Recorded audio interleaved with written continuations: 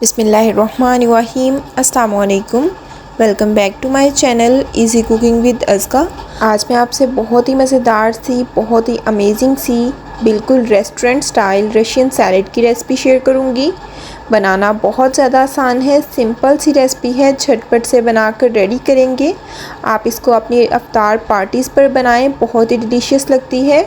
Video को पूरा and तक देखें। अगर वीडियो पसंद आए तो वीडियो को लाइक करें, चैनल को सब्सक्राइब करें और शेयर करना मत भूलें। तो चलें इस मज़ेदार सी, अमेजिंग सी रशियन सैलेड की रेसिपी को बनाना स्टार्ट करते हैं। सबसे पहले मैं यहाँ पर ले रही हूँ स्पैगेटी और साथ ही साथ मैं यहाँ पर ले रही हूँ मकरोनी। मेरे पास यहाँ पर प्लेन वाली मकरोनी नहीं है क्योंकि वो मुझे मिली नहीं, तो मैं यहाँ पर तिक्का मकरोनी का यूज़ कर रही हूँ। अगर आपके पास प्लेन वाली मकरोनी हो तो आप वो यूज़ कर सकते हैं। मैंने बॉक्स में से 1 कप मकरोनी निकाल ली है। मैंने यहाँ पर मोटे वाली मकरोनी यूज़ की है, एक बारीक वाली मकरोनी आती है। आप दोनों में से कोई भी मकरोनी यूज़ कर सकते हैं। अब साथ ही साथ मैं यहाँ पर ले रही हूँ कुछ स्पैगेटीज़। मेरे पास यहाँ पर कुछ स्पैगेटीज़ हैं और 1 कप मकरोनी। अब इन तमाम चीज़ों को अच्छे से बॉईल कर लेंगे। एक पैन के अंदर पानी गर्म होने के लिए रख देंगे।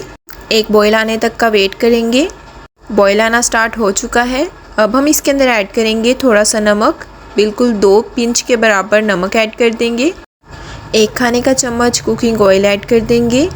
इसी चम्मच की हेल्प से तमाम चीज़ों को अच्छे से मिक्स कर देंगे।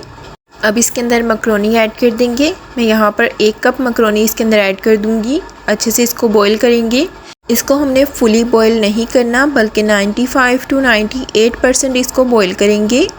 4 से 5 मिनट अच्छे से पकने के बाद आप यहाँ पर देख सकते हैं हमारी मकरोनी अच्छे से बॉईल हो चुकी है। आपने एक नाइफ़ की हेल्प से इस तरह से हल्का सा कट करके देखना है।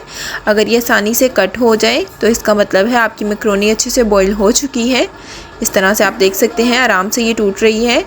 अब मैं यहाँ पर फ्लेम को ऑफ़ कर दूँगी और इसको स्टेन कर लूँगी। सारी मकरोनी को स्टेन कर लेंगे। अब इसी तरह से स्पैगेटीज़ को भी अच्छे से बॉईल कर लेंगे। सबसे पहले पानी को अच्छे से बॉईल कर लेंगे। बॉईल करने के बाद 2 पिंच के बराबर नमक ऐड करेंगे। नमक ऐड करने के बाद इसके अंदर कुकिंग ऑयल को ऐड कर देंगे।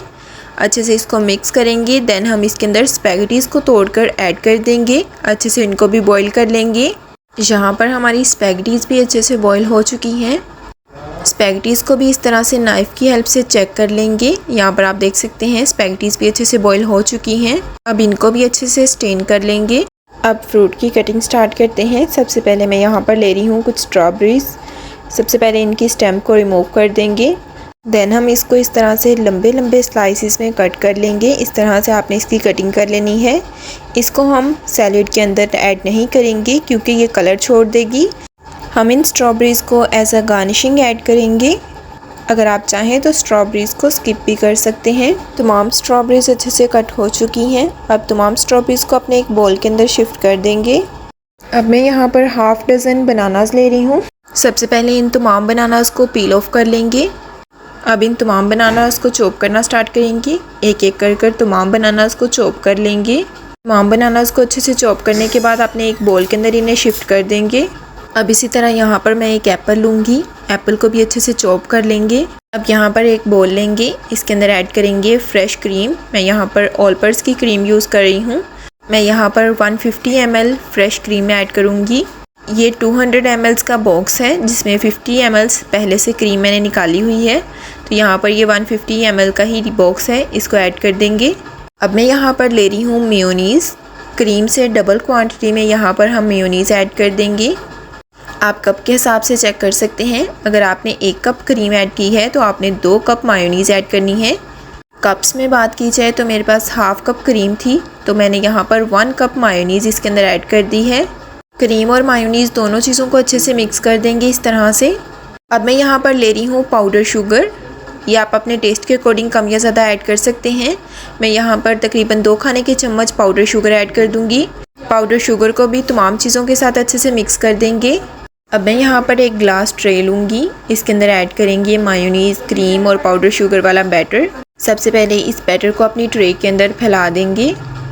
सबसे पहले चॉप किए हुए बनानास ऐड करेंगे। बॉईल की हुई मकरोनी ऐड करेंगे। बाकी की मकरोनी को साइड पे कर देंगे। अब हम इसके अंदर ऐड करेंगे बॉईल की हुई स्पैगेटीज़। इस तरह से स्पैगेटीज़ को इसके अंदर ऐड कर देंगे। अब चॉप किए हुए एप्पल्स ऐड कर दूंगी। 2 बड़े साइज़ के एप्पल्स लेकर अच्छे से मैंने इन्हें चॉप करके इसके अंदर ऐड कर दिया।